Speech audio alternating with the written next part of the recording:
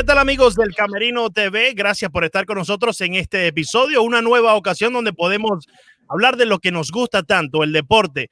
Un espacio en el Camerino TV que hemos tenido a lo largo de este comienzo, el arranque de este proyecto, que dicho sea de paso hay que agradecerles porque lo han recibido muy bien ustedes como un público que está allí buscando contenido y nosotros siempre tratamos de llevarles lo más interesante que podamos debatir. Hoy se encuentra conmigo Fernando Arreaza, Francis Romero, porque vamos a hablar de un tema bastante particular. Hace un tiempo atrás tuve una conversación con el buen amigo, colega, periodista cubano Francis Romero, quien está aquí con nosotros hoy, acerca de quizás lo antiguo que puede ser el modo de anotar un partido de béisbol de la manera que lo conocemos. El 6-4, cuando hay un roletazo, la manera que se anota un doble play. Y quizás debatir un poco hoy algunos métodos que él ha usado mientras está cubriendo un partido de béisbol para ver si se puede llegar a un nuevo método donde se pueda introducir la mayor información posible para tenerla y compartirla al instante o, como en dicha profesión de Francis Romero, escribir y compartirla después. Fernando Arreaza, muy buenas tardes, noches, días, cuando sea que estén viendo este video. Gracias por estar con nosotros el día de hoy. Saludos, Leandro. Un gusto estar aquí, hablar sobre ese tema que resulta interesante, particular para la gente. No es común tratar este tipo de temas y creo que puede resultar interesante conversarlo contigo y saludando a Francis, con quien pues me da mucho gusto compartir esta tribuna en el Camerino TV. Gracias, hermano. Gracias a los dos por invitarme a su canal, a su exitoso ya canal de YouTube. Gracias, Francis, y muchas gracias por estar con nosotros. Estamos seguros que, como bien dice Arreaza, de este tema puede salir un buen debate. Así que comencemos de una vez. Explícame lo que comentábamos aquel día, quizás forma de pensar acerca del modo tradicional de llevar la anotación de un juego de béisbol.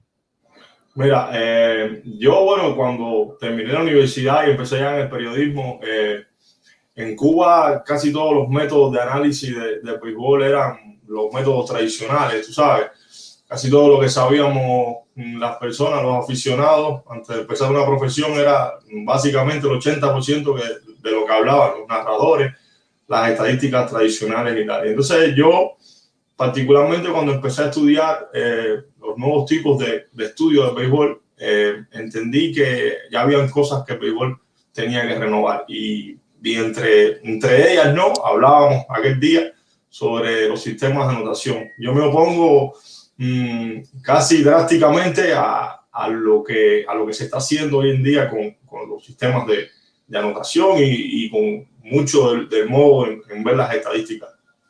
Ahora, Francis, yo reconozco que el béisbol en ciertas partes se ha quedado atrás, se ha quedado en el old school.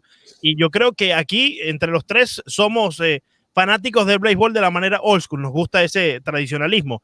Pero, ¿cómo tú piensas que se pueda mejorar un sistema que ya lleva mucho tiempo implementado y que se usa en todos los aspectos de cubrir un partido de béisbol?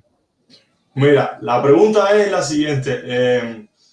Los aficionados le han preguntado a los aficionados qué realmente quieren saber dentro de un sistema de anotación. Porque yo estoy seguro que si hacemos un sondeo, casi la mitad de los aficionados, el 60%, te va a decir que quiere una forma nueva de entender el partido, sea una transmisión televisiva, radio o de cualquier tipo. Yo estoy muy a favor de los nuevos estilos. Por ejemplo, en vez de anotar un fly a center field, estoy más por el punto de ver dentro del cajón de bateo si un bateador hizo un swing en una pelota fuera de la zona o dentro o en los conteos o otros tipos de informaciones que den algo nuevo al espectador y que no sea ya tan aburrido como lo está haciendo, ¿sabes? Algo tan elemental como un batazo al center field. Creo que hay más significado en otros datos que en el mismo mero dato de que estaba hablando. Claro, a ti te gustaría profundizar un poco más en cada turno al bate, en cada acción de juego. Es prácticamente lo que te gustaría hacer en un nuevo método de cubrir y de llevar la anotación de un juego, ¿correcto? Así mismo. Yo estaba leyendo por segunda vez en estos días el Moneyball de Michael Lewis. Por segunda vez, Romero, caramba. Por segunda vez. Y ahora tú sabes, cuando la segunda vez que tú lees un libro es la mejor.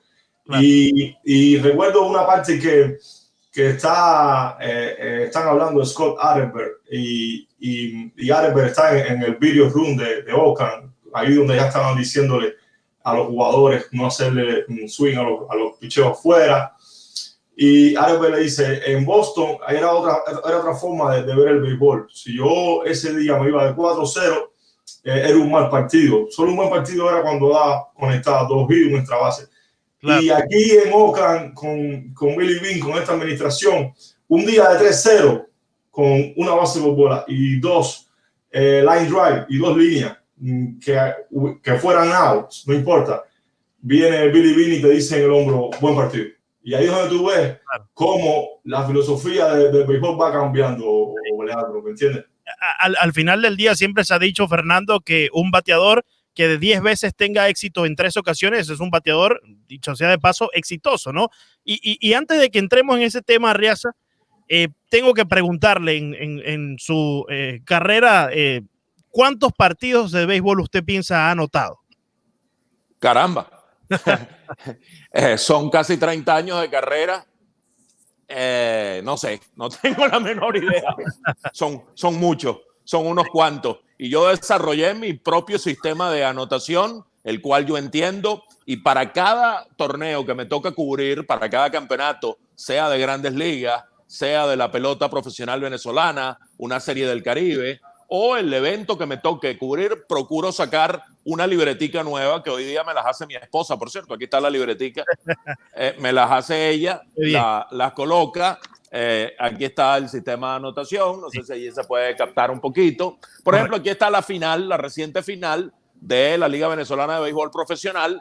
Y bueno, yo allí en mi anotación que desarrollé, puedo ver cuando estoy en el 6º juego, retrasar al primero y ver un detalle que yo quiero rescatar porque se presentó una circunstancia similar. Claro. Y del primer juego tengo, mira, aquí en este momento el manager hizo esto en este juego, o el bateador se comportó de tal manera en este juego y aquí en el 6º lo hizo de manera distinta. Y entonces mi libreta de anotación con el sistema que yo tengo me permite, anotando a mano, fijar en la memoria de mejor manera la historia del partido. Claro, claro. Si yo lo hago a través de un programa que hay, y lo intenté, pero no me gustó, sí, me es engorroso a la hora de yo estar narrando el juego y de plasmar en la hoja de anotación el detalle, el out 53 o el doble, productor de 2 carreras, o el batazo en cuestión que se dio, la jugada en cuestión que se dio. Claro. No me era práctico desde ese punto de vista del programa específico de software de anotación y recurrí y volví a mi libreta clásica, sí, de anotación. Y respecto a lo que decía Francis, que ese es un tema interesante, lo que yo no creo es que en una transmisión de televisión se deba o se abrume al aficionado con números y números y números. Por ejemplo, explicarle a un aficionado, yo sé que hay que ir manejando esos términos, digerirlos, pero vaya, que es difícil explicarle a un aficionado qué es el WAR.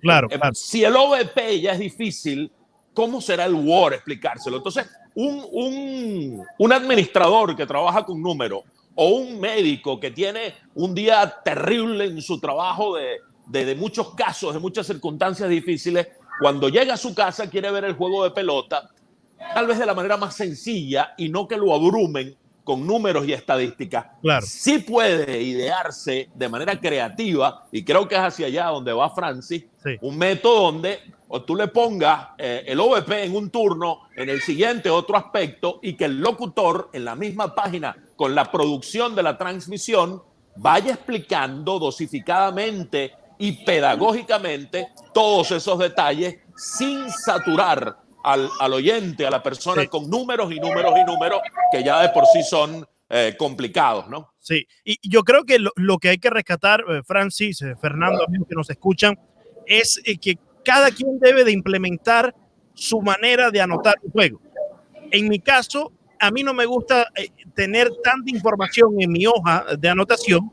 Simplemente lo más detallado posible lo tengo es en la tableta que tengo al lado, que hoy por hoy sí tenemos mucha información en lo que es el gameplay en todos los niveles. En la NCAA existe, en las grandes ligas evidentemente existe también. Entonces, mi hoja de anotación en sí, me gusta mantenerla lo más simple posible. Flyer, center field, doble play, del 6 al 4, el roletazo al pitcher sin asistencia, ese tipo de datos inmediatos que te da un turno al bate. Pero la información de lo que es el OVP, quizás lo que hizo ese jugador el día de la serie anterior, el día anterior de la serie, mejor dicho, lo tengo en la información que ya te está dando el equipo vía un software, ¿no? Entonces, ahí más o menos como yo me voy midiendo, pero creo que hay que rescatar eso. Cada quien va construyendo la manera que más le guste y que pueda sacarle mayor provecho a la forma de anotar un juego, Francis, ¿no? Mira, yo te digo, en esta forma de anotación estrictamente básica, por lo menos a mí como aficionado no me dice nada lo que significa un flash interfield o algo. No estoy hablando de estadísticas tan complicadas, pues, como se refería a Reaza, al WAR y demás.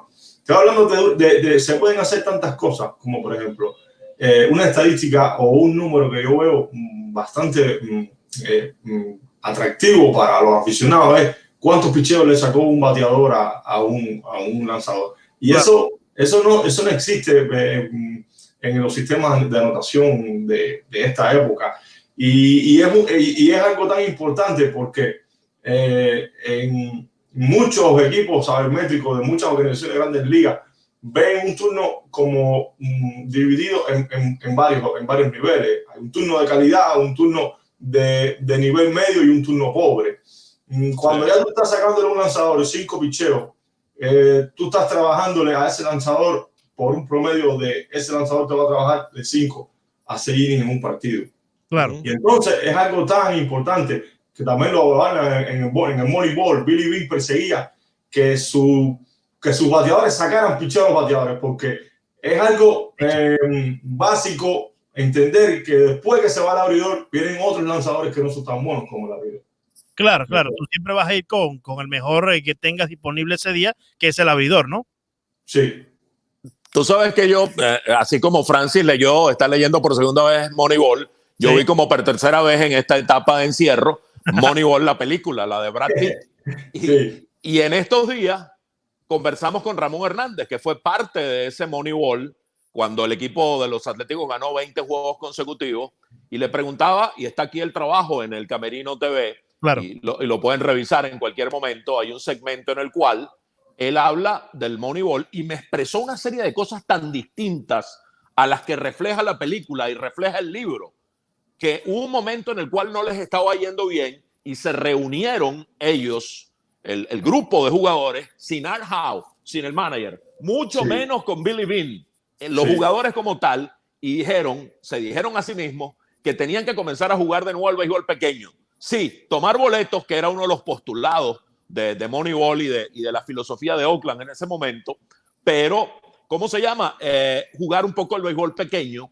A veces un turno de calidad no desemboca en un boleto necesariamente, que te engorda el porcentaje de envasado, ciertamente. Claro. Pero si tú lo peleaste el turno, sacaste 6, 7 picheos en cuenta de 2 y 2 o 3 y 2, ya ese es un turno que, si bien no te engorda el porcentaje de envasado, es un turno de calidad, que es un poco a lo que se refiere Francis, y que yo subrayo y que yo quiero realmente respaldar, porque creo que es importante que se cuente en la historia del partido. Y esto me lleva a una anécdota, a un recuerdo de Gonzalo López Silvero, famoso narrador cubano que hizo carrera en Venezuela, que llevó a Sparky Anderson a Venezuela, que trabajó en Puerto Rico con los senadores de San Juan, y que en Venezuela se convirtió incluso en gerente de deportes de Venevisión, aparte de ser un extraordinario narrador y analista. La primera vez que me tocó a mí el privilegio de trabajar con Gonzalo López Silvero, comenzando yo en Venevisión, me asomé a su libreta de anotación, porque yo lo había escuchado toda la vida y Gonzalo era el único narrador en Venezuela, y creo que en toda Latinoamérica, que llevaba la cuenta de picheos. O sea, él se adelantó a su tiempo. Lo que hoy día vemos en la pantallita, que van 90 y tantos picheos, tantos en strike, tantos en bola, Gonzalo lo llevaba con punticos en su libreta de anotación al lado del bateador. En el primer turno ponía tantos punticos de acuerdo a la cantidad de picheos que recibía. Y segundo turno tanto en strike y en bola. Y hacía la sumatoria de la cantidad de picheos en total, inning por inning, y te iba dando esa información. Eso lo hizo Gonzalo López Silvero en los años 80, incluso un poco antes. Fíjate lo que se adelantó a su tiempo y lo que significa dar esa información en vivo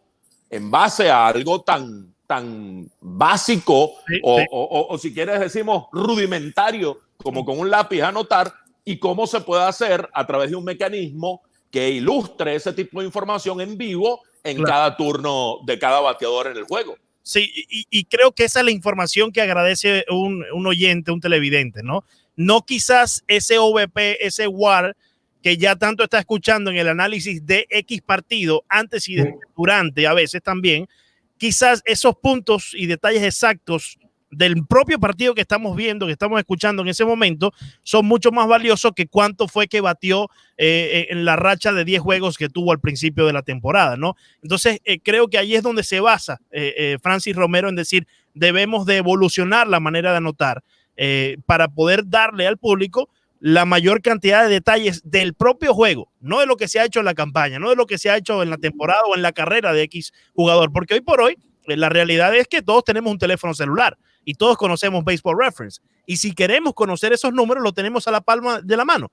Ahora hay que ingeniárselas tal como se hizo en aquellos tiempos y en la increíble anécdota que nos cuenta Fernando Arreaza para poder evolucionar, para poder innovar la información que se le está dando a un radioescucha, a un televidente. Francis Arreaza. Sí, sí, eso, ese señor estaba adelantado a su tiempo, imagínate.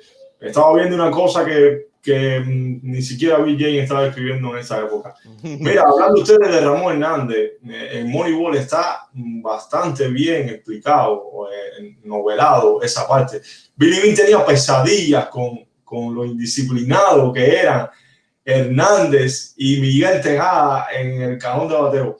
Es increíble porque él está diciendo al novelista que estaba encerrado y el novelista recogiendo su historia, le está diciendo, pero ¿por qué están haciendo eso? Le iban a veces al primer lanzamiento en conteo de 0-0, que eso Bill lo odiaba. Sí. Y en esa temporada en especial, él hace hincapié en esos dos nombres que están ahí en el libro.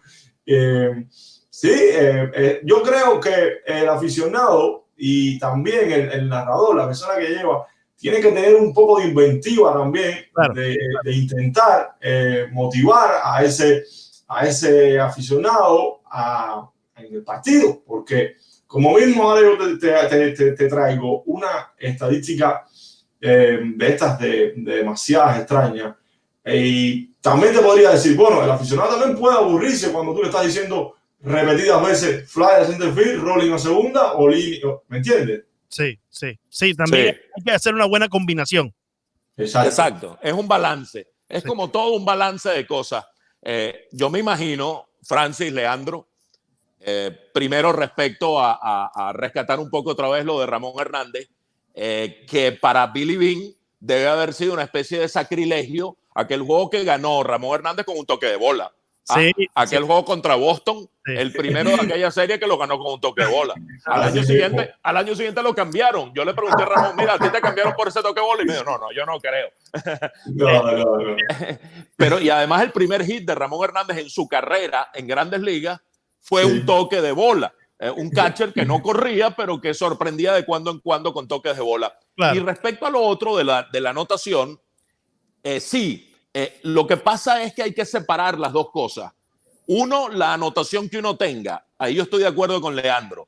Uno debe simplificar su anotación y entender lo que tú estás anotando y respaldar eso, vaya con la tablet que la tienes al lado y que te da todo tipo de estadísticas. Incluso el box score en vivo hoy día se construye con el OVP, con el slugging y con la sumatoria del OPS de slugging más OVP.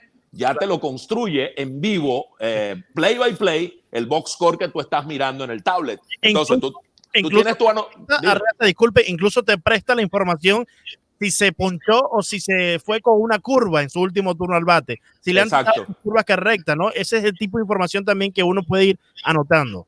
Yo soy un enamorado del Stat Tracker. Sí. Eso me enganchó a mí por completo. El saber la velocidad de salida de un batazo y sobre todo el outfielder que recorrió la menor cantidad de terreno para atrapar un batazo, la lectura y cómo la corrió perfectamente para poder llegarle. Por eso algunos le llegan con facilidad o les llegan tirándose de cabeza o simplemente no les llegan, porque la ruta más corta te permite hacer una u otra jugada o simplemente no hacerla, y el Stat Tracker te lee y te da exactamente esa información. Pero en lo que respecta a la anotación, la mía es lo más básica posible, lo más elemental, lo más sencilla para yo tener mi información documentada, la historia del juego, pero luego el complemento de lo que puedo ver en el play-by-play en vivo que construye la transmisión del día como tal. Obviamente, en MLB tenemos todos esos recursos. En las ligas venezolanas, o la venezolana, la dominicana, las del Caribe, no hay esa profusión de estadísticas y el box score que se va construyendo es mucho más básico. Entonces ahí es donde tenemos que ir para que una cosa y otra, yo no voy a dejar de anotar como anoto, básicamente. Si tú eres un escritor como lo es Francis, probablemente tú requieras una anotación más detallada con una historia más profunda del juego para tú luego tener esa documentación y llevarla a lo que quieras escribir, sea una nota periodística, una crónica o un libro eventualmente. Pero para uno como narrador, esta cosa básica creo que yo no la variaría, yo no la modificaría. Y quizás regresando un poco al punto de Moneyball y lo importante que es tomar llevar tu turno a lo más profundo de la cuenta, hacer que ese pitcher lance los lanzamientos lo más posible, ¿no? Mejor dicho, ¿no? Para cansarlo de cierta forma. Quizás muchas personas no te dan ese dato de si vio 10, 15 picheos en su último turno al bate, porque piensa que es un dato que en verdad no aporta mucho, pero vaya que aporta al propio juego. Porque si un bateador le compra 10, 12, 13 lanzamientos a un pitcher, quiere decir que al próximo que le toque lo va a recibir un poco más cansado, ¿no? Va a tener un lanzador que primero estuviste en el círculo de espera viéndole más lanzamientos de lo que él quiere enseñarte, y segundo que algo le puedes tomar en su wind-up que te pueda ayudar para cuando a ti te toque lanzar. Entonces, si bien muchos bateadores como Ramón Hernández o Miguel Tejada en aquel entonces se iban con el primer lanzamiento. Y Miguel Tejada fue más valioso ese año. Sí, así mismo, contradictoriamente. Ya eso respecta en la agresividad que tenga X bateador, ¿no? Cuando va al plato.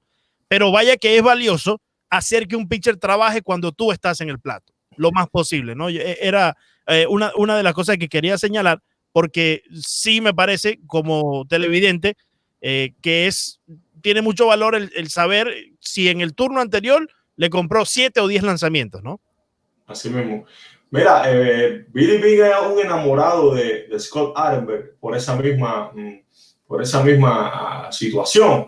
Arenberg podía sacar a un lanzador entre 20 y 25 picheos en un partido él solo. Y a él le preguntan en un momento, no sé si está dentro del libro o luego, y le dicen, ¿cuál es el equipo que tú tienes configurado en tu mente? Y Billy le dice, 9 Scott Arenberg. Y por eso a él no le gustaba el sistema de los bateadores que eran muy agresivos. Que tú sabes que eso son cosas de peloteros latinos, porque en Cuba eso es un horror. En los equipos, en las competiciones internacionales, los cubanos no son disciplinados en el cajón de bateo. Incluso los que llegan a grandes ligas no son disciplinados. Tú me buscas 2 cubanos con más de 350 OVP y estamos hablando. Claro. No lo hay. Y si hablamos de los swings, son swings muy largos, no son swings recortados. Y entonces, en esa misma situación, a Beane, ellos vieron en Arenberg esa figura de ese tipo de bateador. Incluso cuando ya Colorado no va a pagarle lo que porque Boston envía a Arenberg a Colorado. Eso no lo explica muy bien en la película. Pero cuando ya Colorado no ejerce la cláusula que tenía para firmarlo, a las 12 de la noche se vencía, a las 12:01 estaba llamando Paul de Podesta, que era el asistente de Billy Beane, que lo interpreta Jonah Hill, grandiosamente en mi apreciación. y de Podesta le dice a la gente, ya podemos hablar. Y entonces ahí ya ellos tenían muy claro definido lo que ya iban a hacer. Que por cierto le pusieron un nombre que Paul de Podesta no quiso aparecer bajo ese nombre Sí. en la película, en el libro. Prefirió aparecer bajo otro nombre que le inventaron ahí, que ahora mismo no recuerdo cuál fue el que le pusieron. No sé si tú lo recuerdas, Francis, pero le pusieron otro nombre. Le pusieron otro nombre. Sí, sí. Ahora, yo entiendo el concepto de Billy Beane, de 9, que él con 9 Scott Hatteberg es lo que él quiere. Pero yo creo que con 9 Scott Hatteberg, cualquier equipo que tenga 9 Scott Hatteberg pierde 100 juegos en la temporada. O sea, no hay manera de que no pierda 100 juegos en una temporada. Entiendo el concepto, pero vaya, ¿quién fue más importante ese año? Tal vez para Billy Beane fue Scott Hatteberg, pero ese año que ganan 20 juegos seguidos, el más importante fue Miguel Tejada, que fue el más valioso. Así hiciera swing al primer picheo en cada turno. Claro, claro. Y va de la mano lo que estamos hablando acerca de los diferentes métodos para la anotación de un partido de béisbol con el Moneyball, porque sin toda esa información no existe ese alimento, ¿no? que va nutriendo a una especie de Moneyball y a un equipo, un gerente que vaya buscando los peloteros que tengan X porcentaje, que dé la suma con este otro porcentaje que tiene otro pelotero y al final te da un equivalente que es positivo para el equipo, ¿no? De eso se trata, ir sumando y al final te da un resultado que te dicta que puedes estar por encima o por debajo de otros equipos. Por ejemplo, yo soy muy tradicionalista en el béisbol y me abstengo a creer tanto en el WAR porque siempre he dicho que una medida de estadística en sí, que dos grandes empresas midan de diferentes formas, tengan una fórmula distinta para llegar a números obviamente diferentes, para mí no tiene mucho valor. No me dejo llevar mucho por el WAR como si otros colegas y otros fanáticos del béisbol. El FIP, por ejemplo, que es el Fielding Independent, ¿correcto, Francis? Sí. Que mide cómo le va a X lanzador independientemente del factor de la defensa. Me parece que esto es un método, hasta Francia, amigos que nos escuchan, que sirve para los Billy Beans, sirve para la administración, pero no es un número que le interese al fanático común. Y ahí es donde yo creo que también hay que decir que se debe trazar una línea para no aburrir, que es en lo que ha caído el béisbol, ¿no? Ha caído en muchos números, en marear al fanático con mucha información, y creo que muchos de estos números tienen su valor, pero en la oficina y no en el graderío donde están todos los fanáticos simplemente para disfrutar un juego de béisbol como lo conocemos, ¿no? Yo te digo, en toda esta situación y esta revolución del nuevo estudio del béisbol, no se explica tampoco en la película cuántos años ellos estuvieron aislados, los managers de Grandes Ligas, los managers generales, los propietarios de los equipos, aislaron tanto a los que estudiaban el nuevo sistema sabermétrico. Fueron más de 20 años, fue una guerra fría. Y ahí en un capítulo, Michael Lewis lo explica perfectamente. Se veían como unos outsiders, unas personas que no sabían del juego y que todos esos datos no eran superior a la subjetividad que estos gerentes y estos managers de equipos tenían sobre los jugadores. Y el fruto de todo esto fue la necesidad, ¿me entiendes? Billy Beane hubiera querido tener 9 Miguel Tejada o 9 Johnny Damon o 9 Jason Giambi, pero no podía. Entonces, este sistema, quizás si el propietario de Oakland hubiera tenido todo ese dinero para comprar grandes jugadores, él no hubiera desarrollado ese sistema. Fue un mero fruto de la necesidad. Incluso Beane le dio la potestad a casi todo su departamento de scouting en los años antes de esta revolución de 2002 a que eligieran en el draft, a que hicieran con libertad lo que ellos quisieran, igual que a los managers, a los jugadores, pero se dio cuenta que algo estaba fallando, que los métodos de escauteo estaban fallando, y un equipo pobre como Oakland no podía fallar en el draft. ¿Tú me entiendes? No podía fallar en el draft. Casi como los Miami Dolphins, que no pueden fallar en el draft. Esperemos no hayan fallado, ¿no? En este último.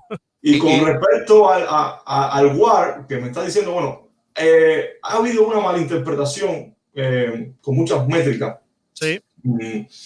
El Wild no fue ni siquiera desarrollado por Bill James, sino lo desarrollaron otro estadístico, igual que otro tipo de el Feeding Independent Pitching que estaba refiriendo, lo desarrolló otro muchacho que estaba encandilado por las teorías de Bill James y Boris McCracken, creo que se llama.